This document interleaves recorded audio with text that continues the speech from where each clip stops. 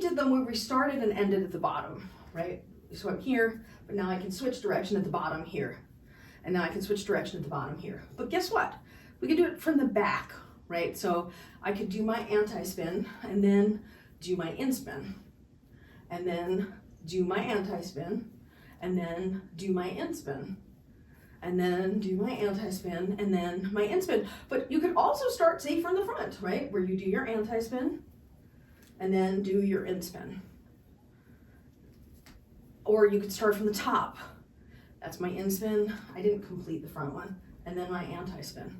In-spin, anti-spin, in-spin, anti-spin. Okay, and then I guess I should demonstrate the front one because I did it shitty. In-spin, all the way around, and then anti-spin, and then in-spin,